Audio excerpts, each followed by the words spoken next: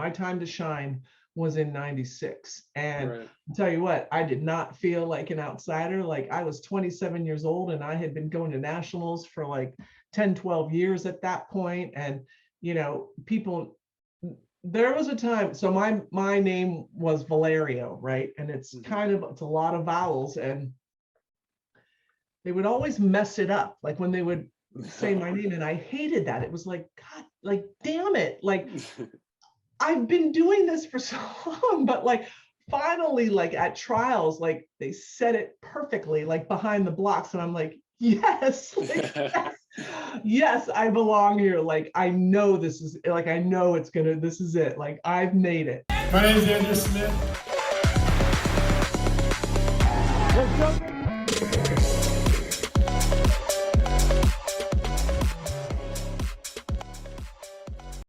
All right, guys, welcome to the Success with Smitty podcast.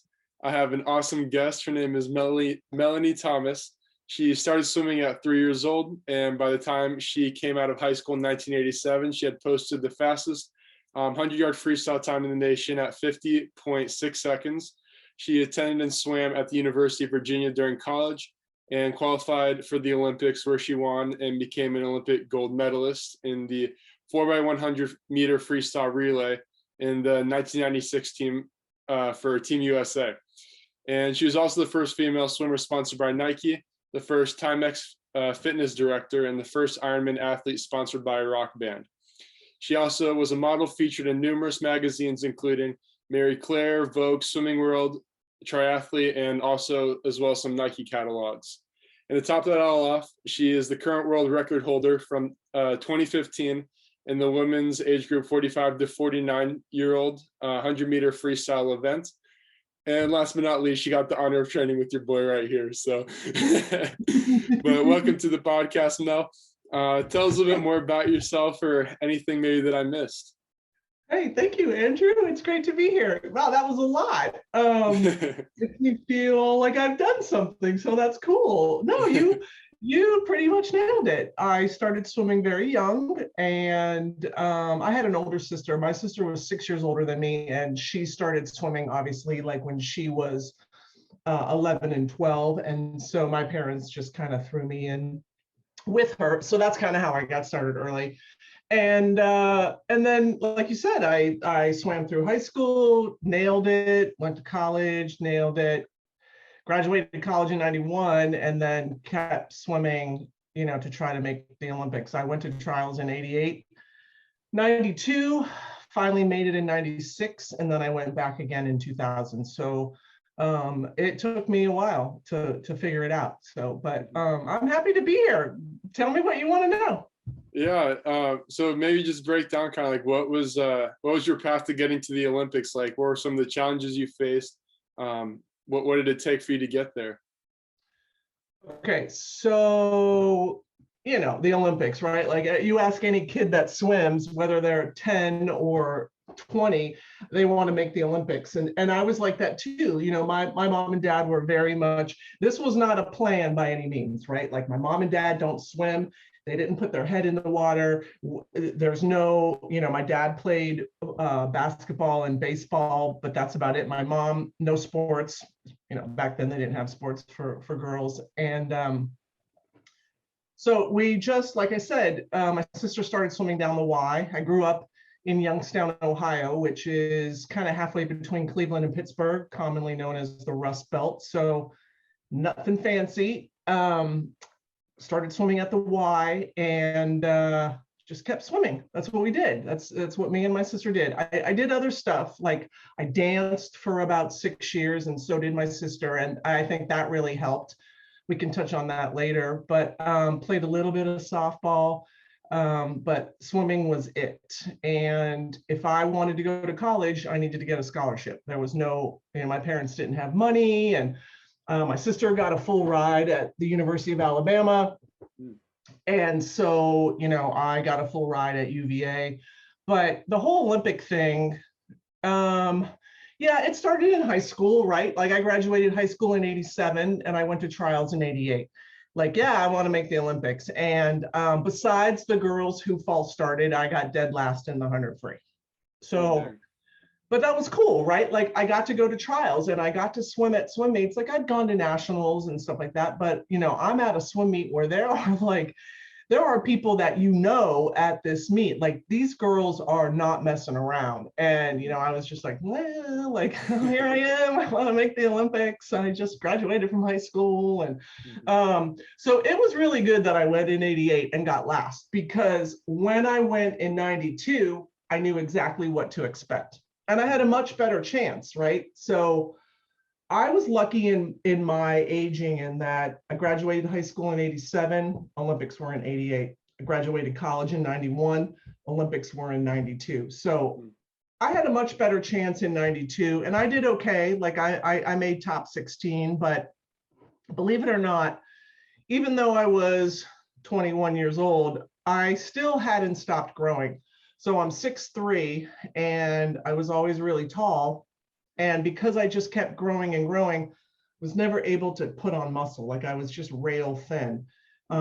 So what worked is that once I was done with school and I knew I was just going to swim, that's all I wanted to do. Just want to make the Olympics in 96. I stopped growing. I started lifting weights. I mean, I always lifted weights, but it really started to click and I started to get stronger, and you can tell that my times were dropping and stuff like that. And everything came together mentally, physically, where I was in life. And I got fourth at trials in 96 and I made the team. I made the relay. Dang, that's awesome. Was there any stuff, like any challenges that like made it a little bit difficult for you to get there, like on the way? Yeah. So, like I said, I grew up in a really small town. I left home to go to high school. I went away to high school to Cleveland, which was fine. It was, like an hour and a half away.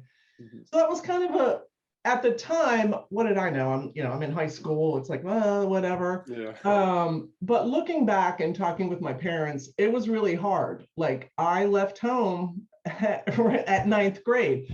And that was really hard on them. And in the end, it was hard on me as well, because those are very formative years, like when you're in high school. And I wasn't really with my mom and dad. I would go home on weekends and stuff, but it's really not the same. And then, of course, like everybody else, I went away to college, and that was a lot easier because I'd already been away for 4 years. But it was really hard. I would have to say that looking back, and everybody has their story, but I used to always joke, like in interviews, that I'd been underwater since I was 5. And I missed a lot. I missed a lot of social things that kids go through in high school and college, because I was trying to get somewhere. In high school, I was trying to get to college. In college, I was trying to get to the Olympics. So there was very little. I mean, I had fun. I never went on spring break in college. And I know these sound like, oh, like you had to leave home and you never got to go on spring break. And like at the time, it really kind of sucked. But looking back, I'm like 53. I don't care. I don't care that I didn't go on spring break. Like I went to the Olympics. Like that was one of the cool things about, finally getting a gold medal, is that when I look back, it's like, okay, that was all worth it. So I missed, I didn't date that much, right? In high school. Like I had a boyfriend my senior year. And so there were just these little things, like looking back, that everybody started drinking and doing this and doing that. And I was just busy trying to get to where I needed to go. So those are some setbacks that maybe you don't realize when they're happening, but they do affect you, like as especially as a female. But as far as like surgeries and stuff like that, or injuries, I was very lucky. I had a really kind of God-given stroke, and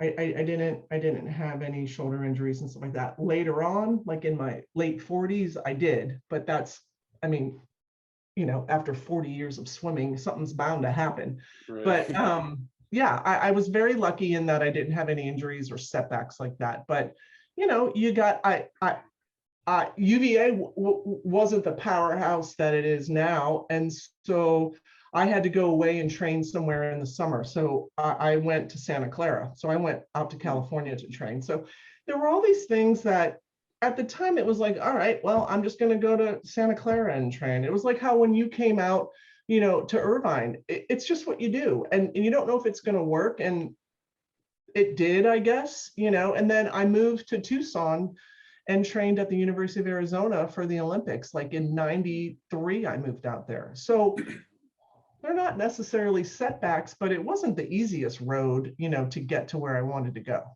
Mm-hmm. That reminds me, actually, Jesse on our team, he told me this quote that Dave told him one time we were getting lunch, and Jesse said that there's no such thing as sacrifice. It's always choices. You always have to make a choice. And it's basically like, is this going to get you closer to your goal? Or like, you have to choose between what you really want and what's most important to you. That's what it was reminding me of.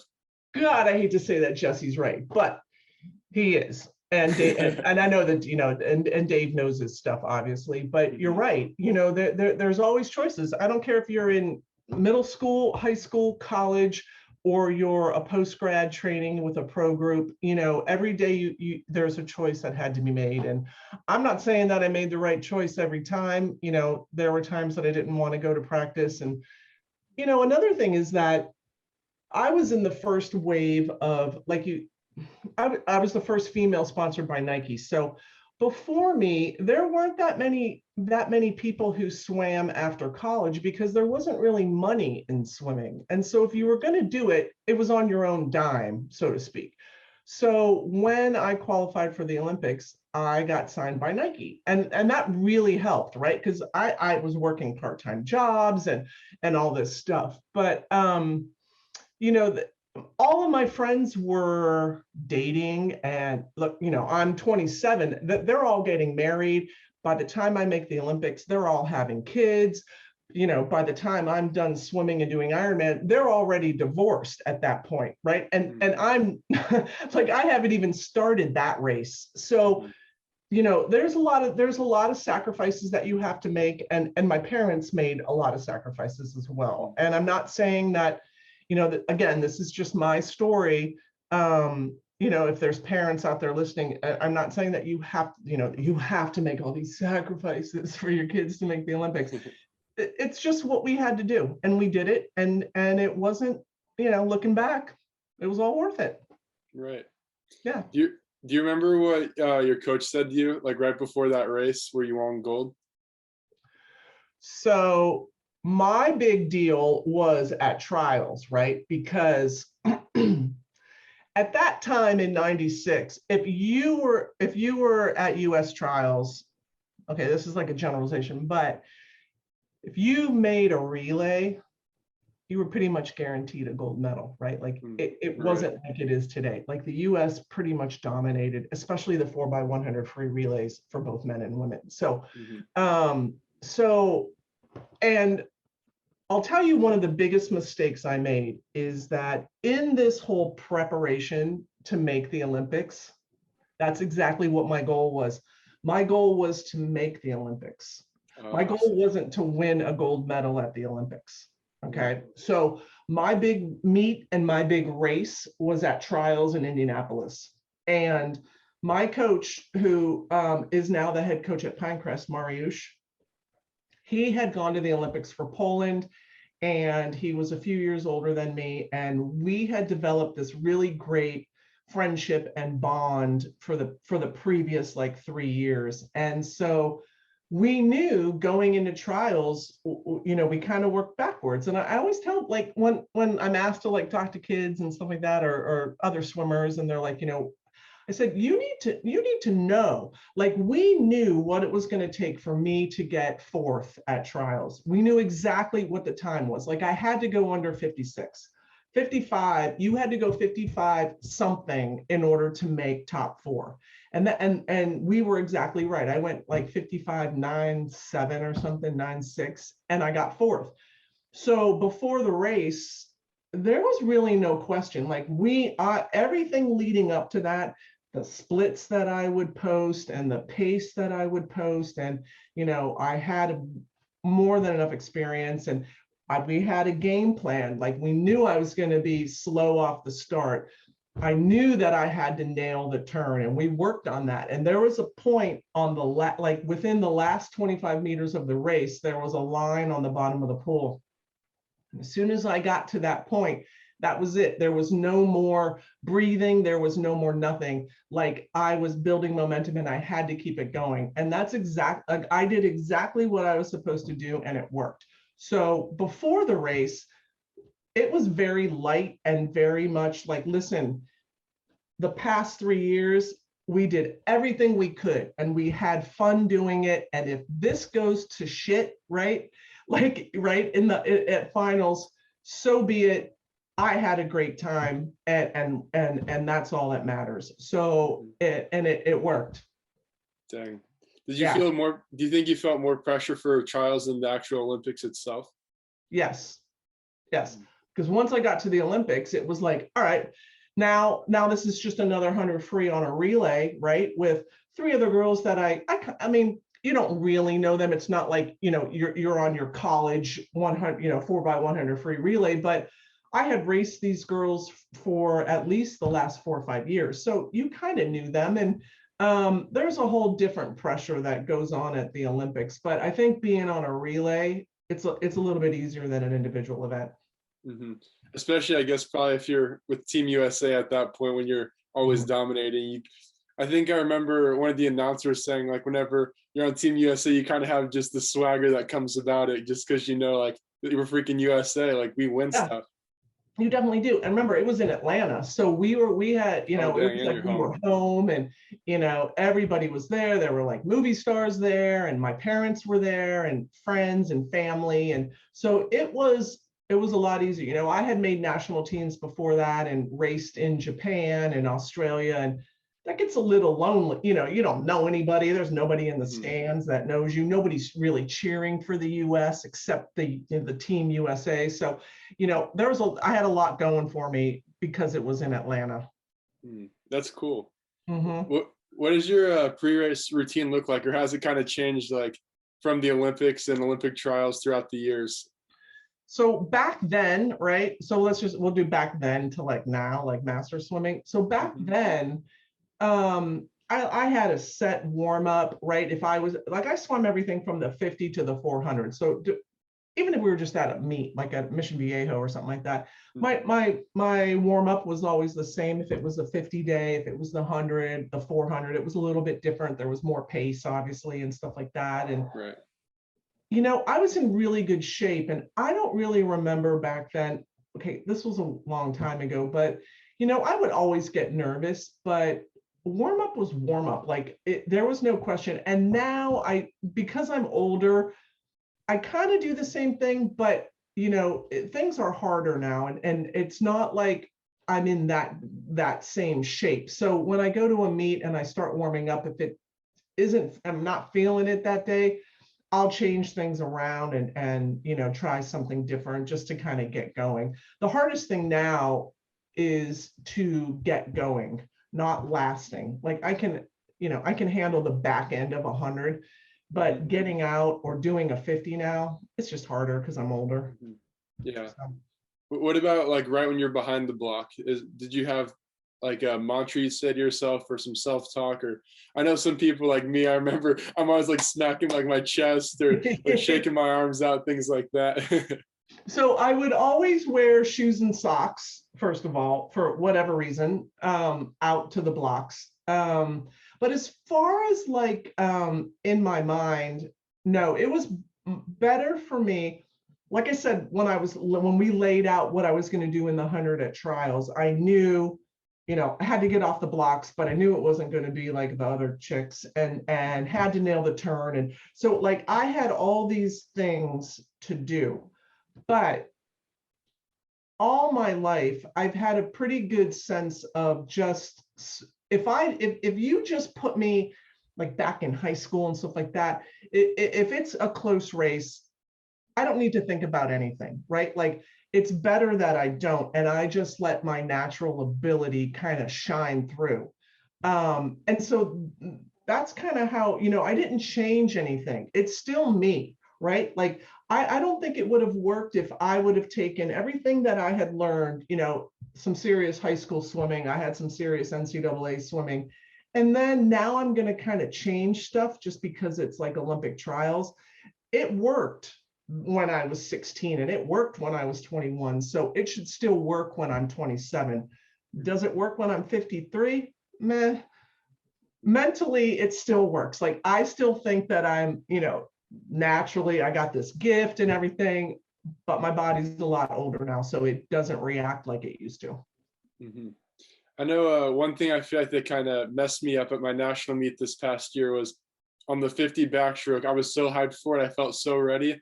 And the only thing I kept thinking in my head is, as long as I nail this turn, like I will probably break our school record. And that's all I kept thinking about before the race. Is like, okay, I got to nail this turn. Everything else is going to be perfect. I know my race plan, but I just got to hit this turn. And of course, that's the one thing I messed up, was my turn, because I kept thinking about it. And I'm just like, dang, like reflecting back on it, I'm just thinking, man, I just should have just let myself just go with the flow. Like at this point, like you said, there's almost nothing else you can do. Like, you've done all the training and stuff. So there's no point of trying to change anything. Right. Yeah, I wouldn't. Yeah, I would just kind of let it, for lack of a better term, you just got to let it happen. It's not like you can just, for me, it's not like I could just stand up there and be like, oh, I'm so talented, and I just have to, as soon as the gun goes off, everything, I'll just let it happen. It's not like that. Like, believe me, I'm trying and everything like that. But yeah, I don't try to overthink things.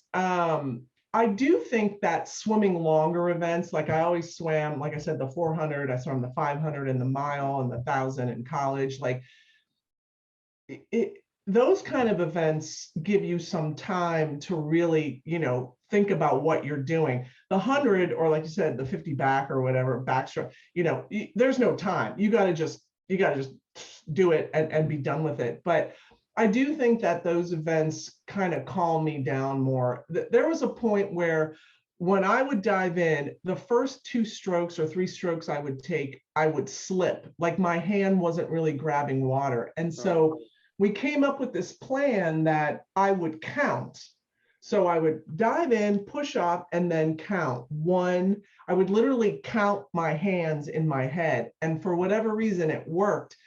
And I would actually pull the water appropriately, just for like 2-3 strokes. That was it. And then I would get out of it. So sometimes if I had just something small to think about, it would eliminate all that noise that kind of goes on in your head, where you start to get overly like, oh my God, I got to do this, I got to do that, I got to nail the turns, I got to do this, I got to do that. That doesn't work. So yeah, Okay. live and learn. Yeah. Did you have a swimmer or like someone that you looked up to as a kid, or like that you kind of had as a role model, or someone that was like, oh, I want to be just like this person? Yeah, so when I was young, Tracy Calkins was the it girl, right? And she swam other, she did kind of every stroke.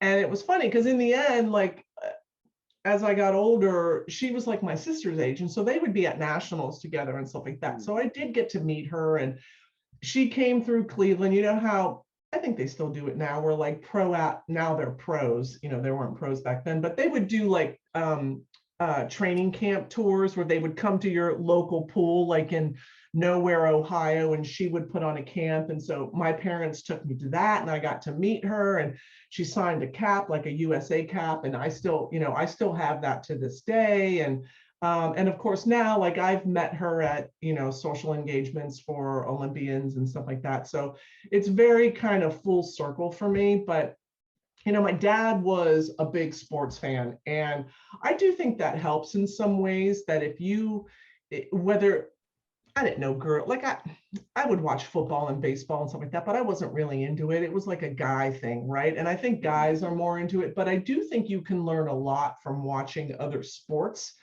And so, like I said, I grew up between Cleveland and Pittsburgh.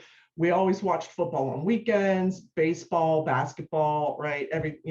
But my dad had a big thing for the Olympics. Like when the Olympics came on, especially in '76, that was a huge Olympics to watch. And so in 76, I was 7 when the Olympics went off. And I remember watching it with him and seeing, it was kind of like my first, right? Like, oh, I want to make the Olympics, but you're 7 and you don't even know what the Olympics, what that really mean, right? It's Right. like, whatever. So I do remember watching it. And I got to say, this is going to sound really funny now, but Bruce Jenner was the end all be all Olympian, that to this day, like I would really look forward to meeting Caitlyn Jenner, because that was legit. I mean, that was big time, decathlon.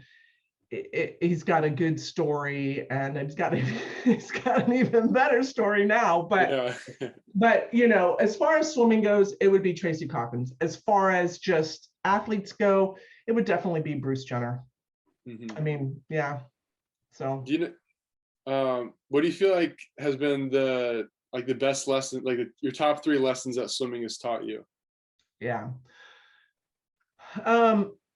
It's funny, like I said, so I raced 6 and under. Like I was 5 racing, which is like kind of nonsense, right? You're just falling in and going to the other end and everything like that. But it definitely helped. And so I was lucky in that I grew up with swimming and going to meets and practice. And it was just like a no-brainer. But for some reason, like when things started to get serious, like in high school, right? And you gotta make top times because you gotta get a scholarship and all this stuff.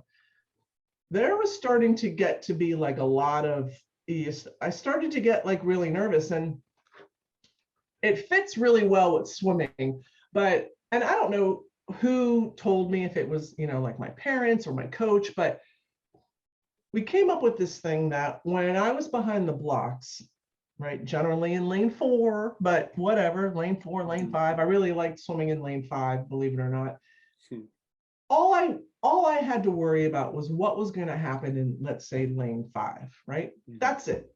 So whatever she's doing over there and whatever nonsense she's doing and slapping herself like you do, and she's over here spitting and doing, all these mind games. I never did anything like that. I never tried to like affect others around me, right? Like, why waste energy on other people? So the whole thing was just to stay in my lane. And that's a really good term, right? For anything, like you got to stay in your lane and all that stuff. But in swimming, it works really well because that's all I have to focus on. I really don't care what you guys are doing.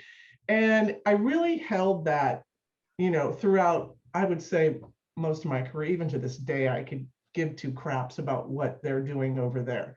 And I think it works. I think, if you, now it, 50, 100, it's, they're right there with me and you can sense people, but I'm just talking about like nonsense that can distract you from your race. I didn't deal with any of that. I don't care what you're doing, and you can do it all you want. I'm not going to do it. And I just don't care. So staying in my lane was one of them. It's kind of easy for me. Like I said, this is all I knew. I was 5, and I'm 53 now. Like I never really stopped swimming, and so the self-discipline that you need to be a top-level athlete. It's just what I did. That I went to practice every day. My parents, we went to practice every day. That's what we did. No, you're not gonna like go to the library with your friends after school because you have to go to practice. And so that just became part of my life. And to this day, right? Like I've always worked from home well before COVID, for my career. And I'm very self-disciplined. I don't need anyone to motivate me. I don't need, and like cheerleading and all that stuff. So that was a really good thing that swimming gave me, I guess. And I work hard at everything. You listed all that stuff that I did. I was Timex and Cheap Trick and Nike and all that stuff. That just didn't happen. I worked hard to get those endorsements, and used my like creative skills and all that stuff. So I just think that, hard work, self-discipline, and kind of tuning out everything, like all the nonsense, those are the three things that I'm very grateful that swimming gave me to this That's day. awesome. Yeah, to this day. But I still listen. I know that you're starting out and getting into the workforce and stuff like that. I guarantee you that there's noise at work wherever you work, that whether it's water cooler nonsense or chit chat or stuff like that. I guarantee that if you just stay in your lane, you'll be way more successful than those around you. I guarantee it. So that reminds me of a saying. I don't remember like where it came from or where I heard it, but don't say it was Jesse. Don't say it was no, Jesse. it wasn't Jesse. But basically, the most successful people usually have like smaller circles, and they spend a lot of time alone and like in darkness, in a sense, like with themselves, and basically separating themselves from all the external noise, in a sense. So I would agree with that very much. I was very much what you might call a loner, or like I said, I wasn't very social. I had a plan and I had a mission or a goal, and I do agree with that. And even to this day, I have an inner circle of I don't let too many people in.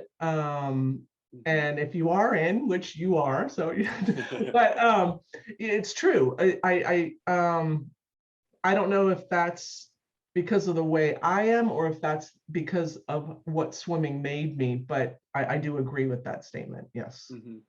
Also, I may wonder if it's because maybe like when you're like that, you don't resonate with majority of the world, in a sense, because majority of people, I feel like they're not necessarily trying to be something special or extraordinary. They're happy with being average and living like a comfortable life, in a sense. And so when you don't resonate with that kind of sets you apart from everybody else, and naturally you're going to have less people that also resonate with you. So you're going to have a smaller circle naturally because of that. I do agree with that. And I didn't, it's easy. It's not hard when you're swimming, right? Because you're just around generally people like you. And you realize that once you get out into the real world, and, I work for Johnson & Johnson. I work for a big corporation. I work with a bunch of different people. And I remember when I first, I didn't first start working with Johnson & Johnson, but when I got my first like corporate job, I was like, these people don't do anything. Like what? Half the people are so lazy, and they don't, and it's like, you don't even do anything. I'm thinking, I'm going straight to the top, right? Like, and you'd be surprised that it was very hard, and we've talked a little bit about it, that transitioning from your swimming career to your next career, whatever that is, and maturing and growing up, and getting out of the house and moving on as an adult, it's very hard. It's very hard for a lot of, I can only speak for swimmers that I know, and I think it's a lot for that reason, that all of a sudden you were around people like you, and now you have to go into the real world, and it's like, wow, like it's not, I don't want to be like so negative, but it's like, wow, they're so like, those people are definitely smart, and you're like, and all these people are just lazy and dumb, like what are you doing? So yeah, I think that has a lot to do with the difficulty that a lot of people have transitioning. And that's kind of why I started the podcast too, is because like I don't have very many people around me, like physically, that are like the kind of people I want to surround myself with. Like to be honest, I really don't have many friends here. I kind of just stay to myself like 24/7, like either in my room or at work or in the gym, wherever I'm at, but I don't really ever hang out with anybody here. But that's why I'm starting the podcast, is because I want to surround myself with more people like me, and get a closer circle, even though obviously distance is a factor. But obviously the more time you spend with those kind of people, you guys are going to sharpen each other in different areas. So it's true. And I think that's true with almost anything. Like why, even when you were swimming, like you wouldn't go in the lane like way over there where like all the slow people swim, right? Like Yeah. you're going to swim next to the guy who's faster than you. If you're smart, right? If you're smart, you're going to do that. And you're not going to be afraid of the girl who might be as fast as you or faster than you in the 100 free. Like you want to go over there, or, you know, you got to surround yourself with people who are going to make you better. And I personally don't think there's anything wrong with that. I would rather have 5 solid friends than 1,000 idiots that, you know, just don't do anything for me. So just to be like, oh, I have so many friends, like, oh, I just don't know what to do with myself. I'm so popular and all this stuff. No, thanks. I spend a lot of time in the basement in Youngstown, like just, you know, arts and crafts and things like that. And I'm still like that to this day. And I don't think there's anything wrong with that. Yeah. So did you ever have like a time where you felt burnt out at all in your swim career? Yeah. So went to trials in 92, and I really had to make a decision at that point, right? Like, am I gonna, you know, 4 more years and part-time jobs and struggle and, you know, or just stop and, you know, go get a real job. And it was tough, right? Like I said, everybody was like moving on and they're getting married and they're having kids, and you know, and I when everything was said and done, I knew that I wasn't done yet. So I knew that I could go faster, and I think that's the key. So when I see, you know, like, you know, when we swam together and there's all different levels and all different shapes and sizes coming to swim with us, and they're all kind of on the tail end of their careers, and you can tell like they don't know what to do. You'll know when it's time, and it wasn't time. And I'm so glad that I made that decision, that to keep going. But yeah, there were some sad times. I'll tell you, 7th and 8th grade was really hard. That's like when everybody starts to like, oh, there's hormones flying, and, you know, and I just had to go to practice, right? Like I had to go back underwater, and I mean, there were kids that I swam with. It wasn't the kids that I went to school with, because I lived in a small town and it was, you know, so hard. But there were times like that where it was kind of sad. Like swimming wasn't always that fun, but I would win, and then that would carry me over, and I would, you know, I remember in high school, I was like a junior. It was right after my junior year, and I won everything. Like I walked away, everything I swam, I won. I got at states, and I wasn't very happy. And I didn't want to go back. Like I didn't want to go back to school for my senior year because it just wasn't that fun. And we just sat down, and my parents helped me refocus, remember why we're doing this, and remember, you know, this and that. And I just needed a little break. You know, I rarely took breaks, and I think that was kind of a problem looking back, right? But my parents were very hardworking, and, you know, middle America, and got to keep going, and I'm still like that to this day. I don't like to kind of take vacations because I hate when you come back. I don't like the way it feels. So yeah, there were hard times. I wouldn't believe that you could interview anybody who succeeded at anything, whether it was sports or whatever, who did not have some hard times or sad times, because I think you have to have those because you learn from them. Yeah. What about after the Olympics and like Olympic trials that you went to? Did you have moments like that as well? The first one was like, we're gonna make the Olympics. It was like me and like 5 other kids from Cleveland, and we're all just like, none of us are gonna make the Olympics. But so that was kind of like a throwaway. All right, so I went to trials in 88. 92, I did really well. Like no matter what it was, if I did my best times, which I did in 92, and I didn't make the Olympics, I couldn't be sad because that's I went as fast as I could. I did. I went my best times and I still didn't make it. So that's kind of why I thought I'm really not done yet. And yeah, there were other meets that were, you can get a little depressed after, especially if you really shit the bed at some meet and it was like, what in the hell am I doing, right? Like, but again, I think that those times are like those bad times or sad times are necessary to make the good times even better. Yeah.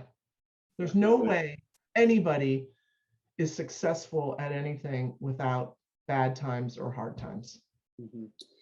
There's a quote by Tim Grover. I don't know if you know who Tim Grover is, but this is not like word for word, but it's something along those lines. But basically, to be really good at winning, you have to be good at losing as well.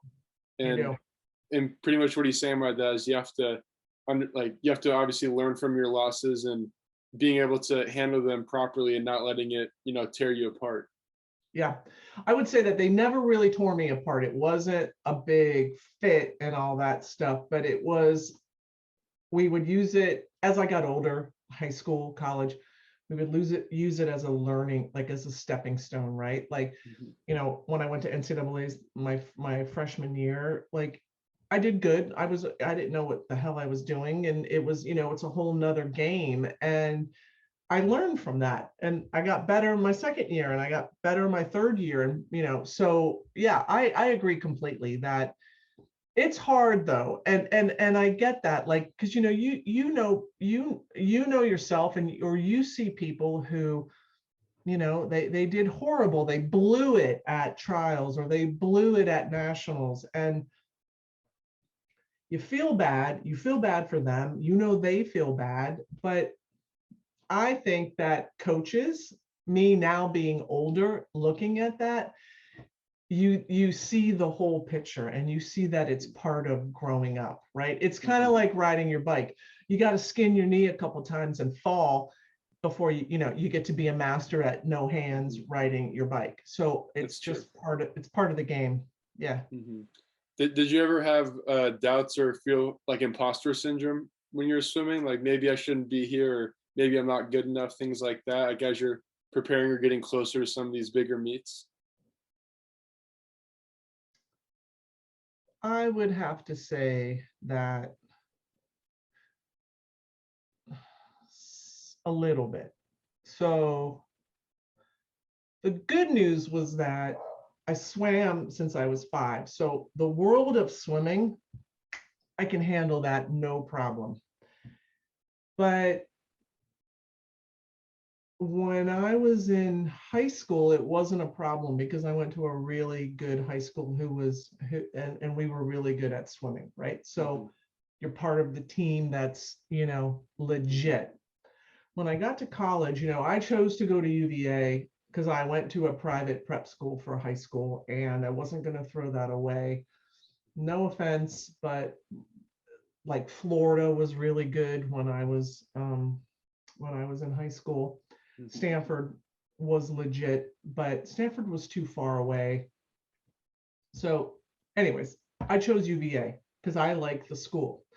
And it was tough going to NCAA's because I'm just from UVA. We got like 5 girls.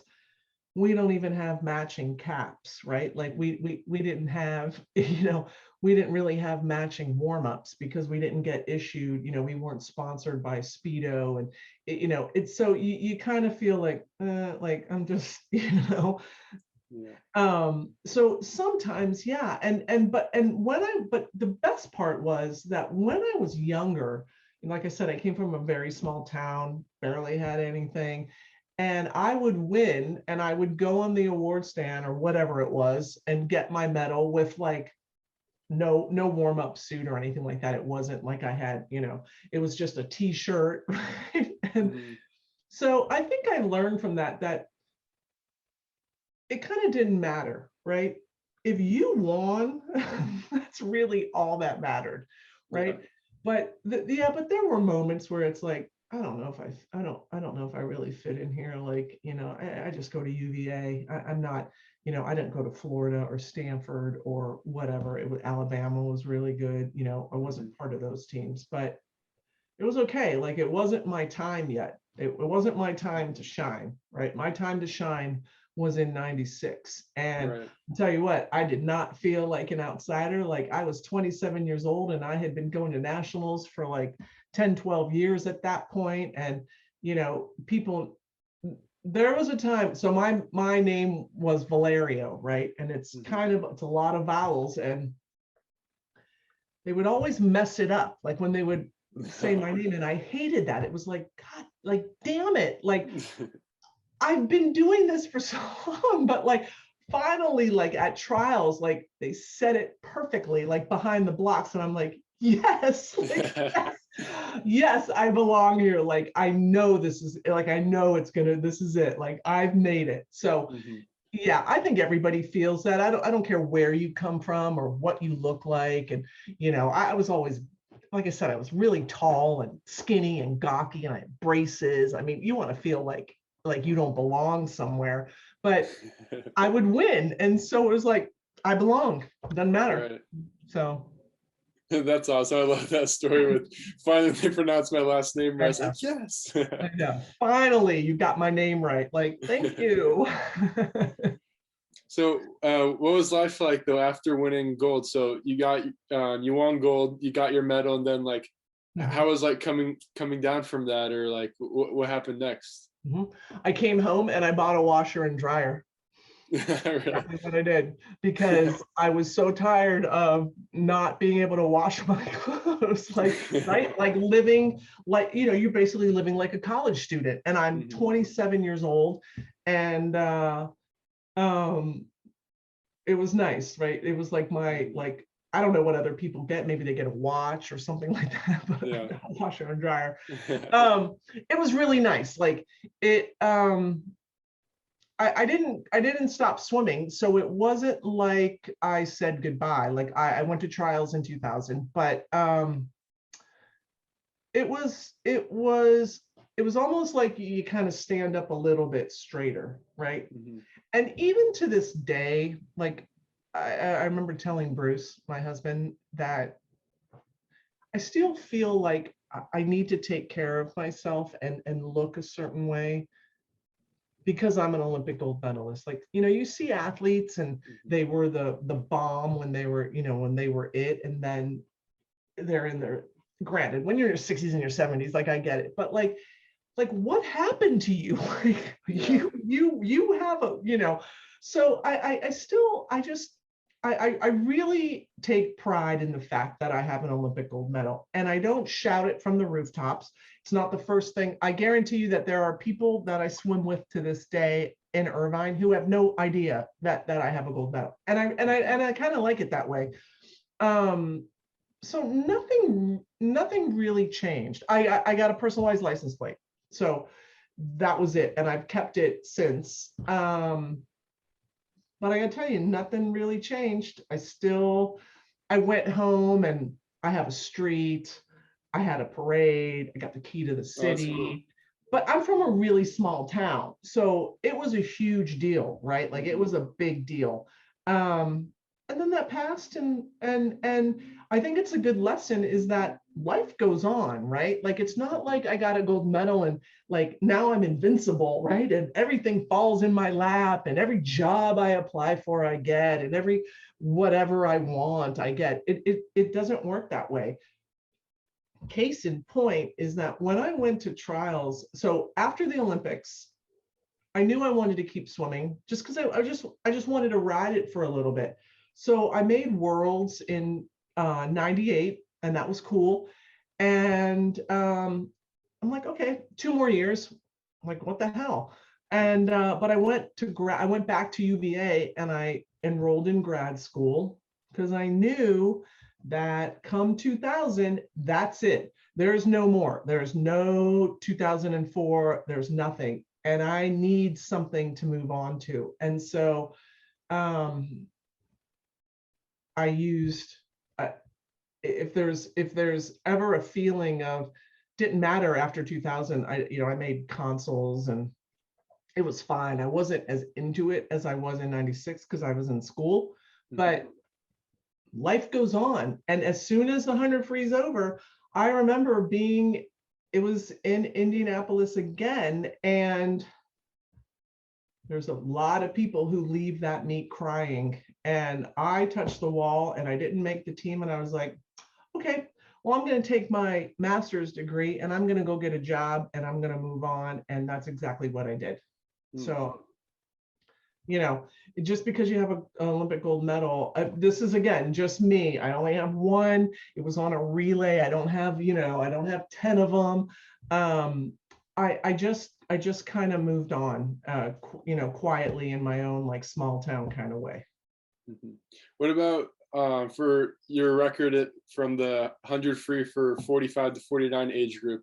Was that something that you were expecting, or was that something you trained for, or did it just almost happen without realizing it?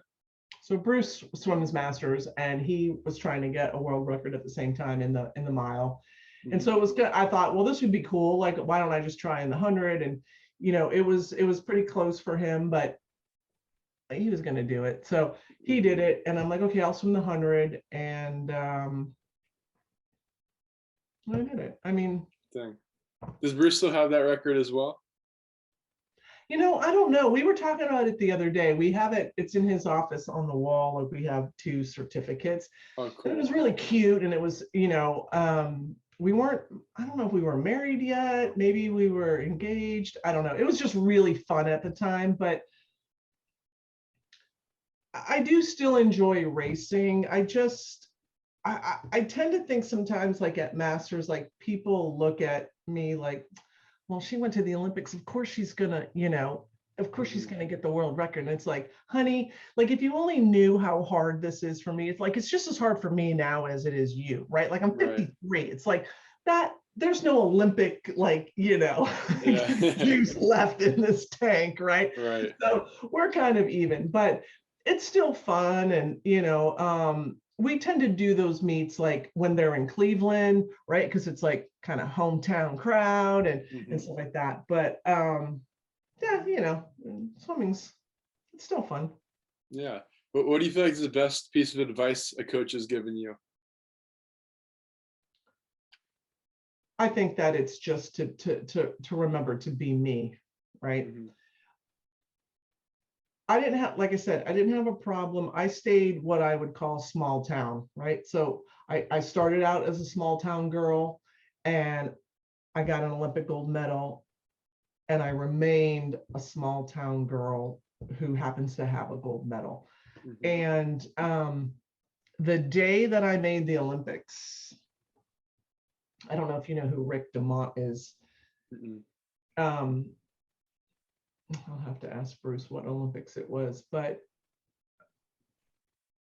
Bruce, did Rick get his medal taken away? So he got his medal taken away in what year? 72? Yeah. Okay, you can look it up, in 72. So he ends up being the sprint coach at Arizona. And he didn't really talk about all that, all this stuff that went on and everything. And I didn't swim under him, but he was one of the coaches. Anyways, so we're back at the hotel, and I'm coming in, and I was by myself, and he told me, he's like, Melanie, he goes, I want you to know that, he goes, you're an Olympian and no one will ever take that away from you. And at the time, I didn't really know his story that much, and and he's right. And a lot of times people will say things like, "Oh, Melanie, she was an Olympian in '96," and I think to myself, I'm still an Olympian, right? It's I am what I am. So that's not really advice, but it's something that I hold. I don't yell it to the, to the stands or anything like that, but there are moments where people are talking, whether it's on deck or at my job, and I just quietly think to myself, you're a moron. You don't even right? You don't know what you're saying, but I'm not going to correct you. But believe me, I know what I'm talking about. And I just kind of keep it to myself. I don't, I don't know. Have you met other Olympians who are like, hey, No, you know, not off the top of my head, but I do feel like a lot of Olympians, they're at like the mature enough level where they're just kind of like, they're pretty humble about it for the most part. Like by that point, like they know they're good. They don't need all this external validation in a sense. right? You don't, exactly. You don't. I have it. I have it inside. I have it in the safe, right? That's where my medal is.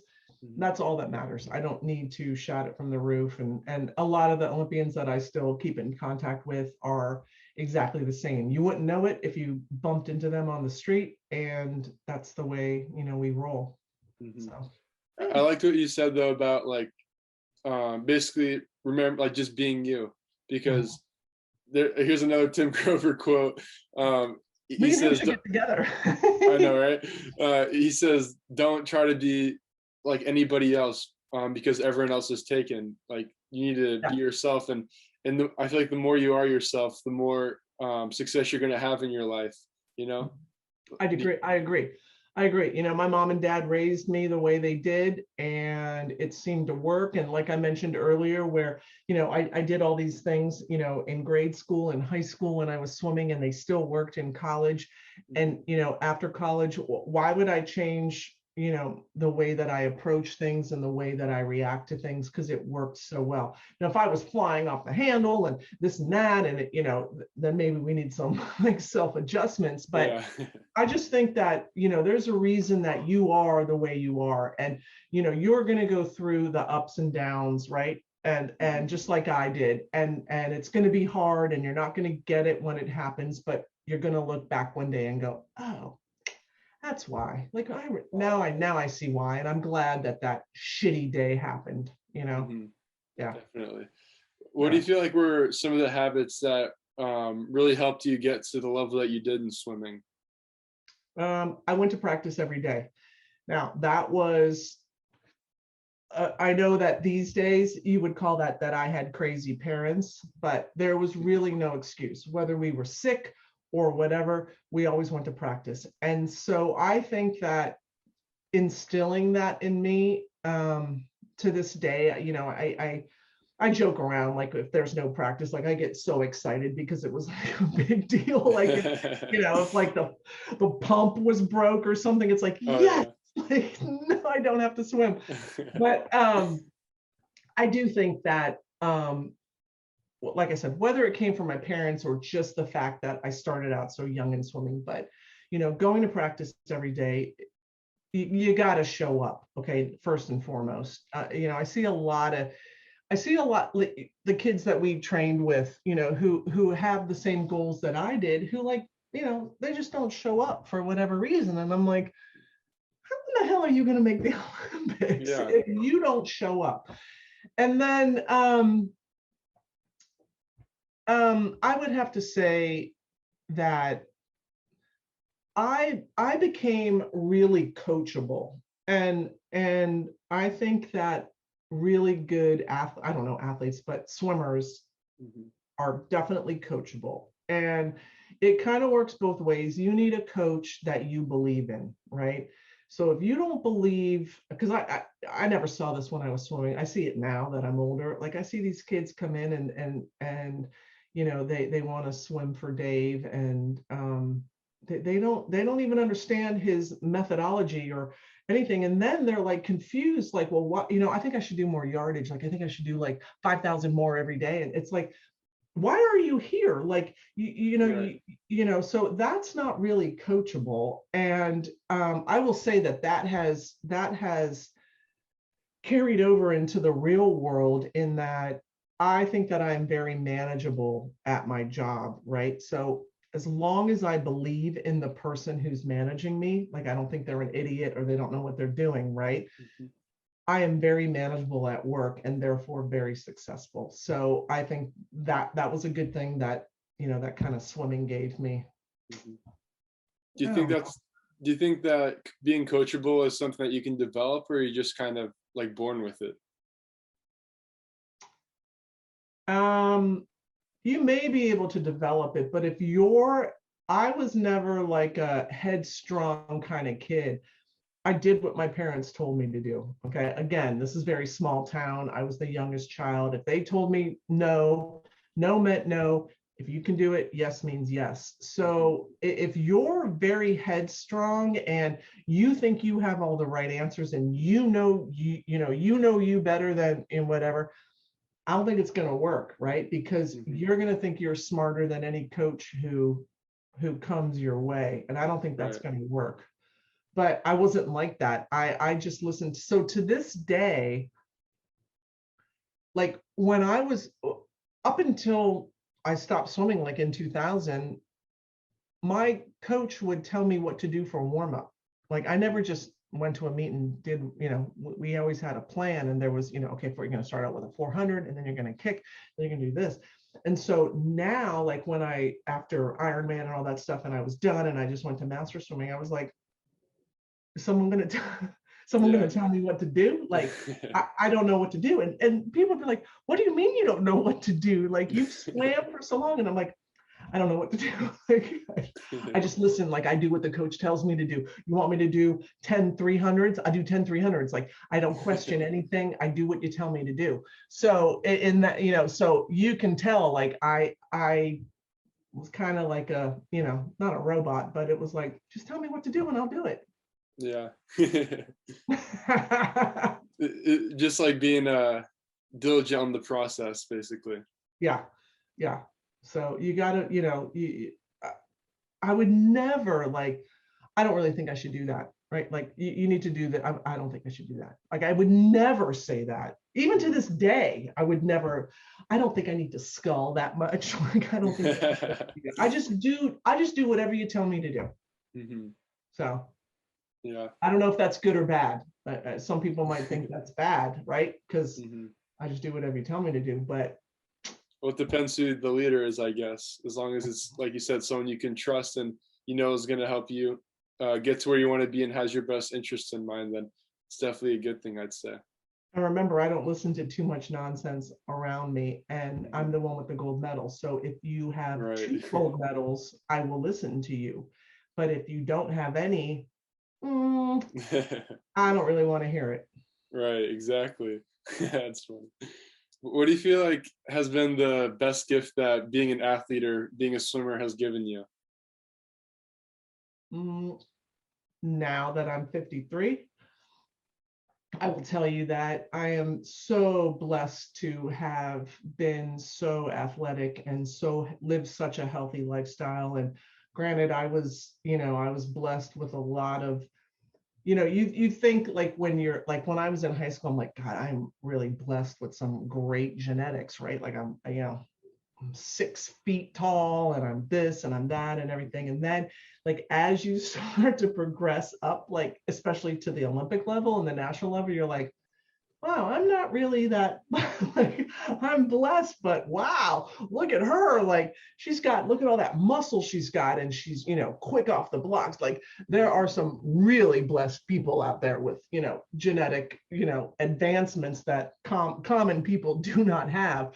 But I'm just really, really so happy to have been, a professional athlete and represented my country. That's a huge thing, especially because it's the US. But just that physical fitness has carried over, now that I'm in my early 50s, I think that's a real blessing. That's cool. Yeah. I like that. Who do you feel like has been your biggest supporter throughout your swim career? My parents, like I said, they sacrificed a lot. They drove us to practice, every day. And, going to UVA, that was like 6 hours from home. And so, my dad loved to watch me swim, and same with my sister. And so definitely my mom and dad. Hands That's awesome. down. Yeah, I thought you were going to say that just based off the stories you were saying before. I'm like, I bet she's going to say her parents. Yeah, definitely my mom and dad, and my sister. When she was done and I was coming up and everything, she was very supportive of my professional career. That's awesome. Yeah. So that's like all the main questions I had, but at the end of every podcast, I just do like a little speed round 3 question thing. So First question is, well, I guess this has I've kind of asked you this, but what's the best piece of advice you've gotten that's impacted you the most? So it doesn't have to be from a coach. It could just be from like anyone in life. I would just, like I said, that we've talked about a lot, is just to be yourself. Mm-hmm. You know, you are who you are, and I am who I am, and that's what makes us special, and that's why we get along so well, right? Like, kind of from the get-go, when we met, I knew there was something special about you. I don't know, I won't say why, but I just think being yourself, because if you're genuine, and I think that you are, and I think that I am, it goes a long way. Mm-hmm. I agree. Yeah. That's awesome.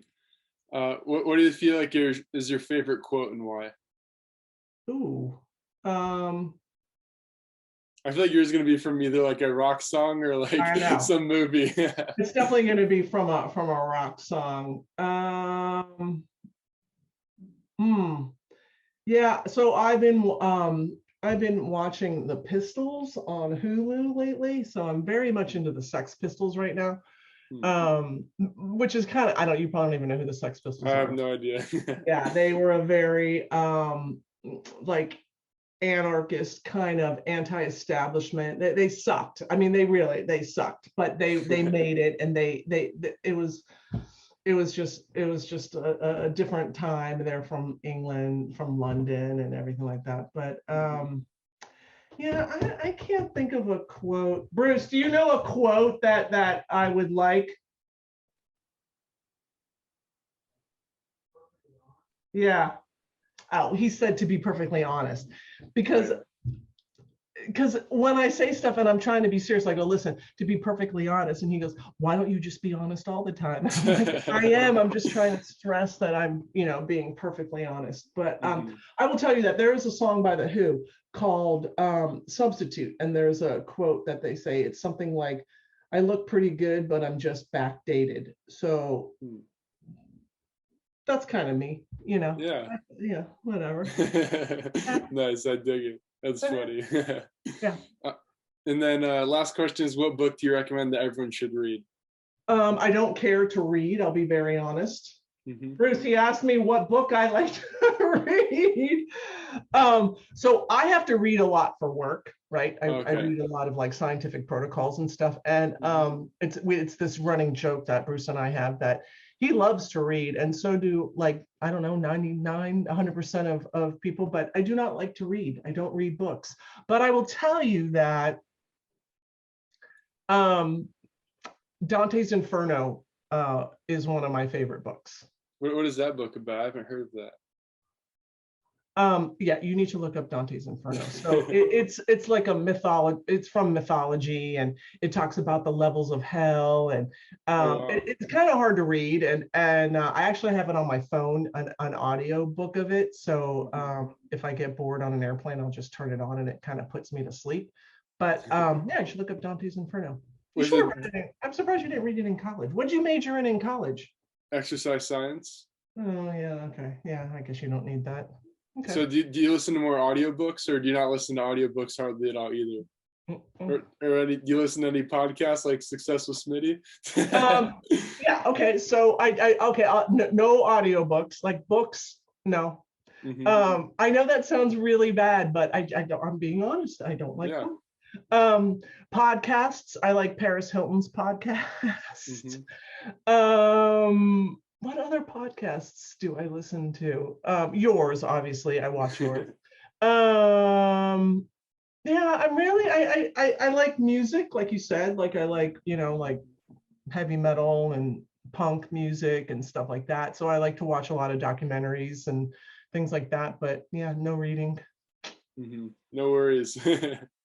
But awesome. Well, thanks again, Mel, for hopping on the podcast. And where can people find you if they want to connect in some way? You can find me on Instagram. It's Swim96 Melanie, and you can DM me and stuff like that. I post, at least weekly about something if there's anything cool going on. So yeah. Awesome. And I'll put the link to that in the description for everyone who's watching. And but yeah, thanks again for hopping on. It was awesome talking with you, Mel. All right, we'll see you soon. All right. Bye, Andrew. Bye.